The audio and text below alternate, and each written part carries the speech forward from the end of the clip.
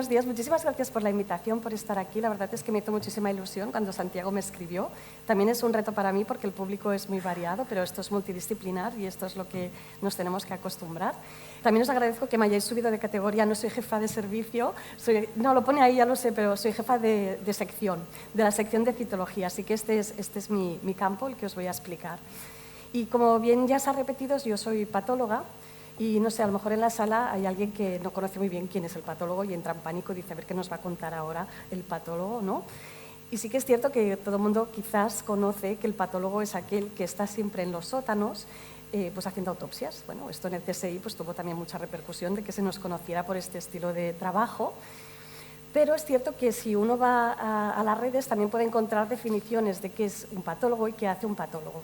Y de hecho el patólogo es aquel especialista, que en anatomía patológica es médico, que se dedica mediante el estudio del tejido tumoral, mediante citologías, mediante biopsias, piezas quirúrgicas e incluso haciendo autopsias, determina pues, las enfermedades, da un nombre a las enfermedades de los pacientes. Así que una vez visto al microscopio damos un informe y con este informe se decide realmente a dónde va a ir ese paciente. Así que damos tratamientos también personalizados. Comentar que cuando tenemos una biopsia, que sería este cilindro hace 15 milímetros, 1,5 centímetros, es muy chiquitín. Pero este cilindro, desde que nos llega así hasta que lo podemos mirar en el microscopio, pasan una serie de cosas en nuestros laboratorios, ahí en los sótanos. Ahí trabajan muchísimos técnicos. Y allí lo primero que hay que hacer con esta muestra es fijarla. La fijamos en formol para que el DNA no se degrade, porque las células, una vez las sacas de su sitio, se mueren, no reciben nutrición. Luego también la incluimos en parafina para que ese tejido tenga consistencia. Le eliminamos el agua y le ponemos parafina. Después tenemos el tejido ya consistente, podemos hacer los cortes y ese corte es transparente. Le hacemos unos cortes de unas 2-3 micras, no se ve nada, entonces hay que teñirlo. Y todo este proceso en el laboratorio puede ocupar entre 24 y 48 horas como mínimo, ¿de acuerdo? Eso es el caso de las biopsias. Pero el caso de la citología es un poquito especial. Aquí recibimos las punciones, el material de la punción puede ser pues, simplemente una gotita de lo que se realiza, se hace una extensión y esto podemos simplemente fijarlo, teñirlo en menos de 5 minutos si hace falta. Así que tenemos una gran ventaja en respecto a lo que serían las biopsias.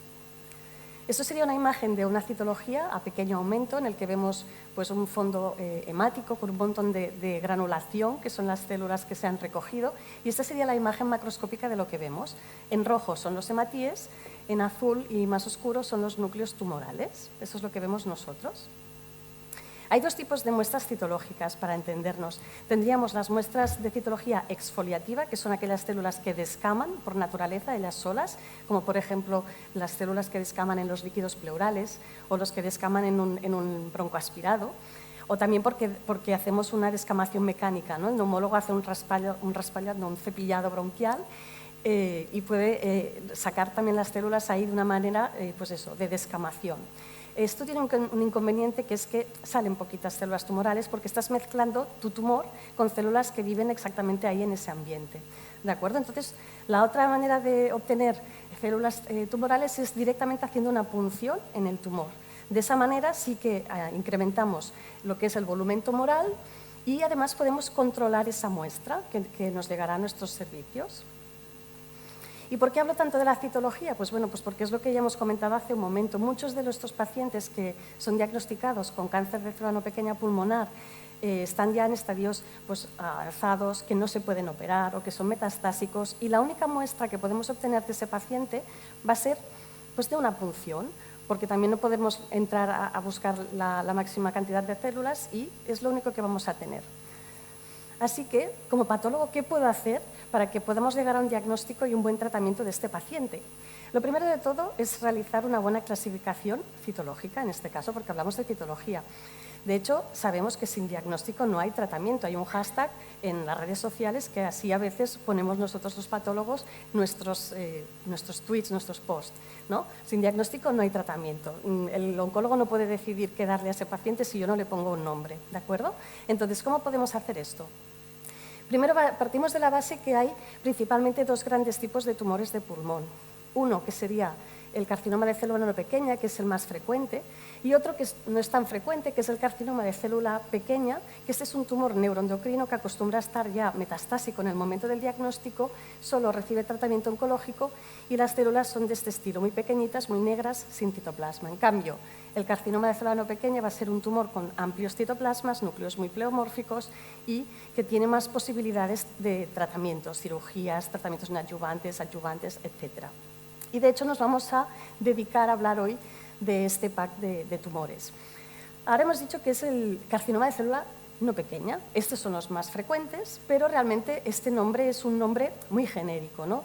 De hecho, este tumor son distintos tumores, como hemos dicho también anteriormente, muy bien lo han expresado. Hay distintos tipos tumorales que yo puedo reconocer y dar un nombre distinto. El primero sería el adenocarcinoma, en el que las células se caracterizan por tener vacuolas en su citoplasma, porque son glándulas, ¿vale?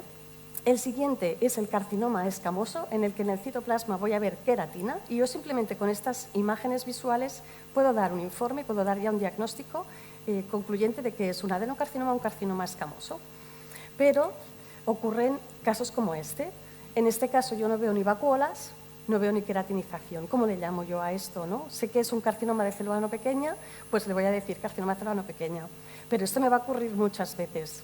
Casi un 30% de las veces me va a ocurrir esto y los oncólogos no quieren que yo les dé este nombre. No les gusta porque necesitan más definición, ¿no?, del caso. Y de hecho en las guías ya nos lo ponen que como patólogos podemos dar este diagnóstico muy poco acurado, digamos, en menos del 10% de los casos.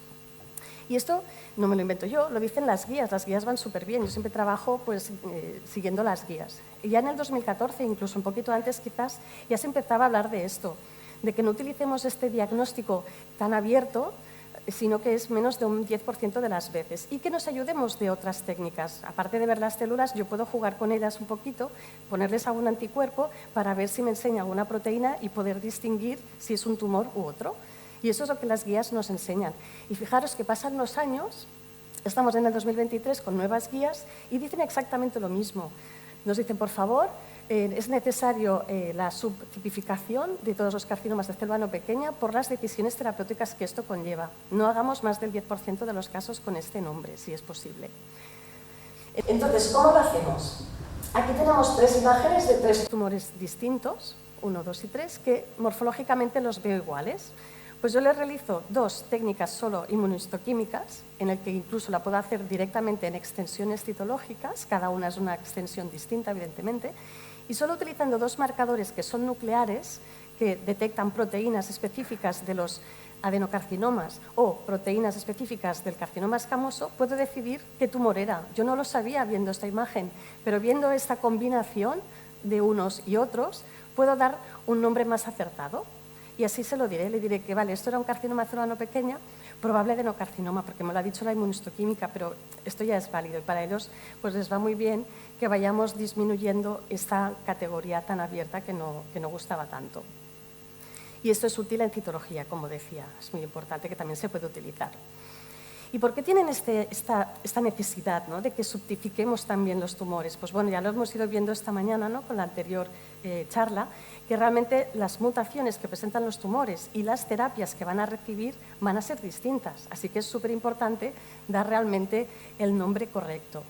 Aquí tendríamos a la izquierda un panel de lo que sería el adenocarcinoma. Esto es una membrana celular, esto sería el núcleo, esto lo imita, es un dibujo evidentemente, pero hay un montón de receptores que pueden estar mutados, translocados, tanto en la superficie de la célula como en el interior nuclear, que están provocando estos cambios tumorales.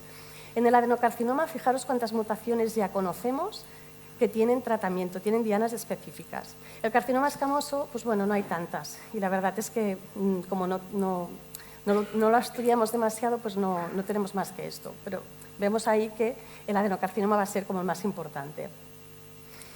¿Y qué nos dicen las guías de nuevo? Pues mira, en pacientes que tienen enfermedades avanzadas metastásicas, si yo clasifico como adenocarcinoma o carcinoma de célula no pequeña en general, tengo que hacer un estudio molecular y un estudio de PDL1.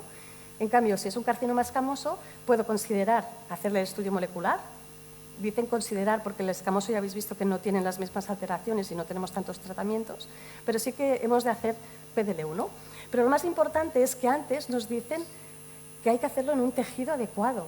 Estamos hablando pues ¿de qué? Pues de muestras muy pequeñas. ¿Qué es lo que tengo de estos pacientes? Muestras de citología, de derrames, ¿no? De biopsias muy pequeñas. Entonces hay que hacer mucho con muy poco tejido. Y aquí me vuelvo a preguntar, ¿qué puedo hacer pues para que este material que es tan valioso pueda llegar, ¿no?, al diagnóstico final que tanto necesitan los oncólogos? Pues una de las cosas que va muy bien y que yo les digo a los hospitales, que esto es como una técnica de excelencia, ¿no?, de los hospitales, es que podemos ayudar en la gestión de la muestra utilizando la técnica ROSE y sobre todo durante el EBUS. Aquí, como utilizo dos palabras nuevas, por si alguien no sabía lo que es, el EBUS son las siglas de ultrasonografía endobronquial, que lo que pasa es que el neumólogo incorpora en el fibrobroncoscopio un ecógrafo en la punta y entonces mediante esa ecografía él puede detectar dónde está el tumor, dónde están las adenopatías patológicas y luego además puede pincharlo, incluso ver en vivo dónde está pinchando, porque ve la aguja entrar y salir. De esta manera es mucho más efectiva esta técnica porque sabes que estás pinchando ahí lo que necesitas realmente. Y otra cosa curiosa, bueno, no es curiosa, sino que es súper importante, es que los neumólogos también tienen sus guías, ¿no? Lo que decía, que me gusta mucho trabajar con las guías. Y ellos, en sus guías también de decisión terapéutica o de tratamiento para este tipo de pacientes, también les ponen que deben de hacer la técnica de ROSE, que la han de utilizar, ¿no? Así que a nivel multidisciplinar estamos bastante a la par y nos entendemos muy bien. ¿Y qué sería ROSE? Que es verdad, aún no lo he dicho. ROSE serían las siglas de Rapid On-Site Evaluation, es decir, la valoración rápida en el momento que el paciente está allí todavía anestesiado y haciéndose de las punciones de todo este material que nos van a ir enviando los neumólogos. Nosotros tenemos una cabina en la que recibimos la aguja, extendemos el material en el momento, la teñimos en el momento, con eso, los 5 minutos que os comentaba, y lo podemos mirar en el momento, ¿vale? Así que esta técnica de ROSE va a ir muy bien porque podemos valorar la cantidad y la calidad de material que está saliendo. Puedo decir, oye, no estás en el tumor realmente, vuelve a pinchar. Podemos dar también un diagnóstico preliminar. ¿Cuántas veces hemos tenido carcinomas de células pequeñas que es súper urgente darle un tratamiento y ya lo hemos podido decir en ese momento? Pero lo que es más importante también es que podemos decidir qué hacer después. Me vas a enviar otra punción más que yo la quiero, ¿por qué? Pues porque sé que tiene un carcinoma de célula pequeña, quiero hacerle la inmunohistoquímica, necesito más material. Porque sé que el paciente es metastásico y quiero hacerle estudios moleculares, pues voy a pedir más tejido. O también puede ser que me vea yo allí un linfoma y lo envíe a citometría de flujo, o vea que es una infección, lo lleve a microbiología. Así que todo esto es súper emocionante estar allí realmente. Lo más importante es que el paciente se vaya a ir de esta sala con un diagnóstico para dar realmente y no se va a ir después con un diagnóstico de uy, no había suficiente material, esto es horroroso. ¿De acuerdo? Hay distintas maneras de hacer esta técnica. Según el hospital, según tienes pues, tu distribución, pues tú decides, ¿no? Podemos tener el patólogo allí mismo, en la sala con los ecoendoscopistas. Podemos tener el patólogo en una sala distinta, en el que nos enviarían las laminillas y podríamos llamar al neumólogo y comentarle los resultados. O también podemos tener la telepatología. Telepatología sería que tenemos un citotécnico que es experto en la sala de ecoendoscopias y el patólogo en streaming. Esto ya es muy moderno, pero es que va súper bien, porque, por ejemplo, en Belviche tenemos la sala de ecos, está en un segundo piso, nosotros, como hemos dicho, estamos en el sótano. Tenemos ecos de lunes a viernes 6 veces a la semana, porque el martes hay doblete. Entonces, el patólogo no puede estar físicamente allí todo el día, porque si no, no podríamos ir trabajando. Entonces, lo que se ha hecho es preparar una sala de trabajo del citotécnico que va procesando las muestras con un microscopio que está conectado a una pantalla y con un teléfono para podernos hablar, con micro. Si tiene problemas, nos llama y yo me acerco y puedo ver el caso desde mi sótano en el momento puntual que realmente me requieren. Y esto la verdad es que ha mejorado muchísimo los diagnósticos. Y no solo puedo hacer el Rapid On-Site Evaluation en punciones, sino también nuestros neumólogos han acostumbrado a que pueden enviarnos un cepillado bronquial en el momento y lo puedo valorar, o una biopsia pequeña para ver si están en la zona y lo puedo valorar. Así que, de esta manera, lo que van haciendo es que si me envían una biopsia pequeñita, que yo hago una impronta en el porta, la tiño y veo que hay células tumorales, le digo, oye, pues sí, estás en la zona, biopsia más de allí. Y así, de esta manera, pues vamos consiguiendo tener buen tejido para luego hacer todo lo que se necesita. Entonces, lo siguiente, cuando ya tenemos el material, ¿qué será? Pues estudiar los factores moleculares de esa muestra. que es lo más importante. Ya hemos dicho que dentro del carcinoma celulano pequeño, el adenocarcinoma va a ser el más frecuente y además es el que más alteraciones genéticas se le conocen. Este es el quesito, que cada vez tiene muchísimos más genes, pero lo importante es saber que ya hay algunos de ellos que tienen tratamiento y que si uno tiene alguna alteración aquí, pues ya tiene su tratamiento diana y eso va a ser lo más importante. Entonces, fijémonos otra vez en lo que nos ponía aquí. Hay que hacer estudios de todos estos genes, cada vez son más, yo ya no me caben dedos para contarlos con los dedos de la mano, antes sí, ahora ya no puedo. Y también hay que estudiar, que no hemos hablado de él todavía, pero hay que estudiar también PDL1.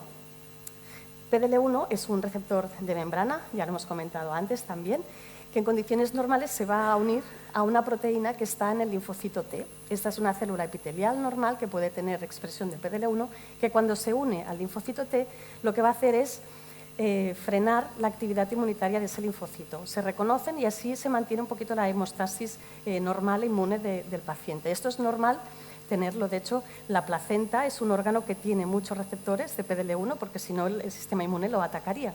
Así que esto es normal. Lo que no es normal es que también el tumor presente en su superficie PDL1, porque entonces el linfocito lo reconoce y no lo ataca, ¿no? Eso es el problema que tenemos. Sería la situación esta es la célula tumoral, se reconoce con un linfocito T y lo inactiva, y él pues, puede vivir ahí tranquilamente. Pero la ventaja que hay ahora es que hay estos fármacos que lo que van a hacer es separar esta unión de tal manera que entonces el linfocito T pueda activarse y entonces sí que ir ya a atacar al tumor.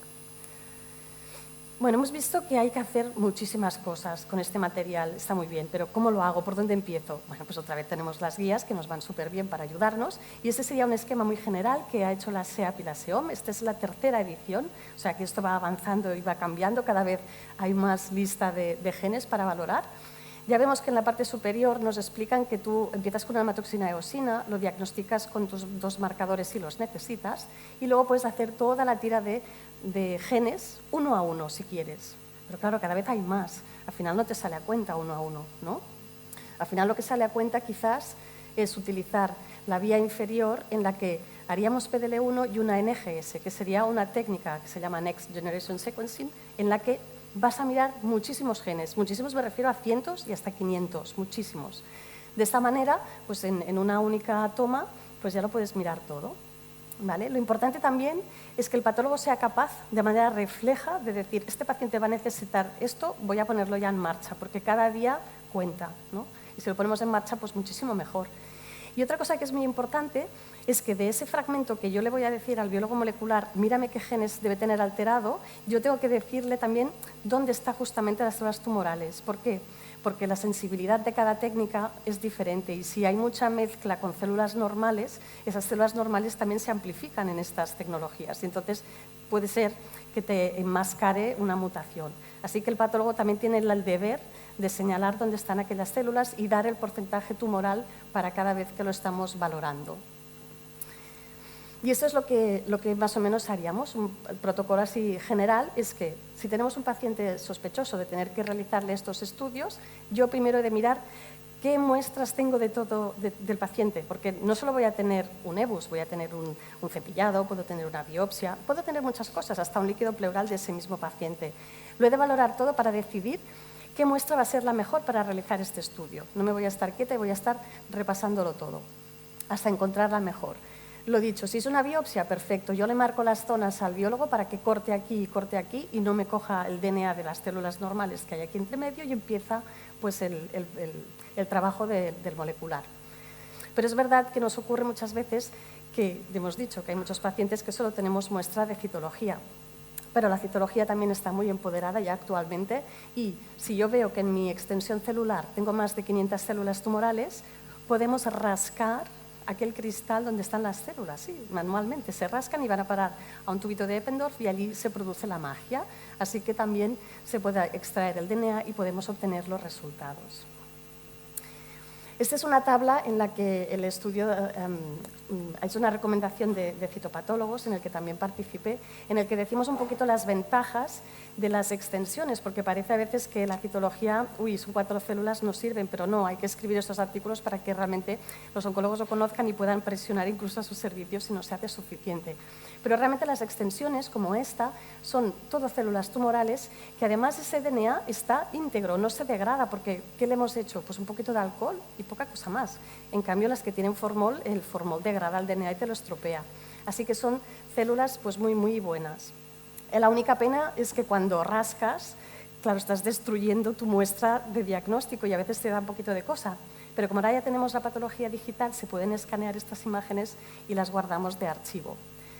Luego tendríamos los bloques celulares, que no es más que la citología hecha como una biopsia, aglutinas todas las células juntas con la sangre y puedes hacer un bloque celular, que sería como una biopsia, le pones parafina, le pones el formol, etc. Y esto es útil porque PDL1, esta proteína de la que hemos hablado, PDL1 sí que hay que mirarlo en muestras fijadas en formol. Así que muy importante también realización de bloques celulares para PDL1. Esta sería la manera de ver la expresión de PDL1, son estas líneas marrones, esa es la proteína de ese tumor. Y esto indica pues, que ese paciente podría ir bien con inmunoterapia. Y ya para acabar, presento un caso en el que me llamó el citotécnico y me dijo, ay, mira Lara, ayúdame en este caso, que me han dicho que tiene una adenopatía y vamos a mirarla. Entonces me acerco a la cámara y vemos estas células. Este es el DIF-Quick, la valoración rápida. Y digo, vaya, pues sí, son células muy pequeñas, sin apenas citoplasma. Esto a mí me parece un carcinoma de célula pequeña, no el de no pequeña, sino un pequeña. Y luego de repente aparece el neumólogo por detrás y me dice Lara, dice, ojo que este caso es una mujer joven, no fumadora, y tiene un antecedente de un adenocarcinoma. Y entonces ahí piensas, algo mal estoy haciendo porque el célula pequeña es un tumor de fumador 100%, y además joven. No me cuadraba nada, o dimos mal el adenocarcinoma previo o qué ha pasado aquí, ¿no? Pues nada, ¿en el qué puedo hacer? La última cosa, ¿qué se puede hacer para mejorar también todo esto? Siempre informarnos de las historias clínicas de los pacientes, no es simplemente ver una imagen y ya está. Somos médicos, también vemos las historias, también vemos los tags, vemos los PETs, todo. Entonces, este caso realmente, leyéndolo bien, sí que es una mujer joven que tenía un adenocarcinoma estadio 4 con una mutación en EGFR, que se le dieron ya 2 líneas de tratamiento con estos inhibidores para EGFR, porque le apareció la mutación de resistencia T790M también de este gen EGFR. Y actualmente, en lugar de ir a mejor, iba mejor su lesión principal, que la estaban intentando bajar, pero de repente apareció esta adenopatía por la que nos hicieron el EBUS. ¿Qué ocurre aquí? Pues bueno, me vuelvo a mirar las imágenes ahora del Papa Nicolau, que es la técnica que he de ver al día siguiente, porque necesita 24 horas de fijación y sigo pensando que es una célula pequeña. Entonces hicimos bien en ese momento, pedimos un bloque celular, porque es lo que hay que hacer. Y en el bloque celular fue muy bueno de tejido tumoral, dijimos que había un 80% de células tumorales, por lo que pudimos hacer la NGS, un panel amplio, y en este panel lo que se vio es que seguía manteniendo la mutación del exón 19 de EGFR. Y esto un carcinoma de célula pequeña, el inicial, normalmente no lo tiene. ¿Por qué? Pues porque esto nos está indicando que este paciente está haciendo una transformación histológica de su primer tumor debido a las mutaciones que van cambiando y se transformó. ¿De acuerdo? Así que es muy importante siempre ver la biopsia, las células, porque si uno asume de que ese tumor va siendo el mismo y no lo vuelve a mirar, pues podríamos tener problemas en saber qué estamos haciendo. Así que en este caso pues se continuó su tratamiento con el inhibidor porque seguía teniendo la mutación y en eso estaban. Pues perfecto, conclusiones. El equipo, como también hemos acabado en la anterior, el equipo es importante. Nosotros, como patólogos, yo he puesto roja aquí, lo que no nos sienta muy bien es que estemos en el comité y de repente el oncólogo dice, pues este paciente es metastásico y te mira, Lara, ¿hay material para biomarcadores? Y claro, tú dices, pues no hay material. Entonces es cuando el radiólogo te mira y te dice, pero si yo te envío un cilindro bien hermoso allí, que yo lo vi que era blanco. Y tú dices, sí, pero es que era fibrosis, claro, nadie lo miró antes y lo que me has traído, pues no. O el neumólogo que también te mira y te dice, ostras, pero si yo en las punciones ahí le di bien y había mucha sangre, había mucho material. Ya, pero si no hacemos el ROSE, ¿no? Entonces, no queremos esta situación. ¿Qué tenemos que hacer? el ROSE. Esto siempre que sea posible, siempre que sea posible. Es una técnica de excelencia, como digo yo, y ya veis que tenemos ahí un tinglado montado que necesitas que el hospital pues, también esté a favor de hacer estas cosas, pero mejora muchísimo. Fijar bien los bloques, fijar bien las biopsias en el tiempo que toca para que no se degrade ese material, ese DNA que es tan valioso. Y recordad también que en los casos en los que no hay biopsia, porque esto ocurre, luego está el tema de la biopsia líquida, que como ya no es bien citología no la he introducido, pero que también existe ese material tan valioso de la sangre en la que puedes encontrar células con mutación y también te pueden ayudar a dar el diagnóstico de la alteración mutacional. Sobre todo en el laboratorio sí que esto es cuenta nuestra, hay que evitar que nos malgasten el tejido, no puede ser que yo vea 10.000 cortes del mismo tumor porque me veo lo mismo, entonces no, hay que hacer protocolos y decir solo hacerme 2 cortes de aquí, utilizar el mínimo para hacer la inmuno, que es lo que dicen las guías. Y por último también escoger la mejor muestra. Tenemos muchas muestras de ese paciente, no nos quedemos con la primera, mírate la historia que más tenemos para escoger siempre pues, la mejor.